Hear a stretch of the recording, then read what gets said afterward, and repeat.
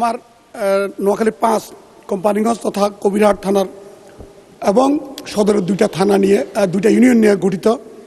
আমার এলাকাতে নির্বাচন এলাকা বিশাল এলাকা, উপকূলীয় চরাঞ্চল বেষ্টিত একটি জনপদ। বিপুল জনগোষ্ঠীর এই অঞ্চলে বর্তমানে দুইটি থানায় দুইটি পুরাতন পুলিশ ভ্যান দিয়ে মানুষের জানমাল এবং নিরাপত্তা বিধান সম্ভব নয়।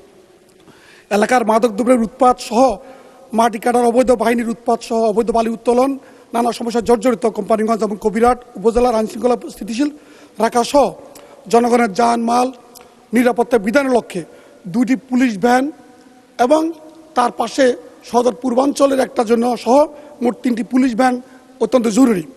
এমত অবস্থায় মাদক মুক্ত এবং সেখানে চরাঞ্চলে অবৈধ বালি এবং মাটি উত্তোলন বন্ধ করার লক্ষ্যে এটা খুব জরুরি। যদি এগুলো দয়া করে যদি জরুরি ভিত্তিতে বরাদ্দ করা যায় তাহলে নিরাপদ এলাকা করা সম্ভব। মাননীয় স্পিকার, আপনাকে ধন্যবাদ। আসসালামু আলাইকুম।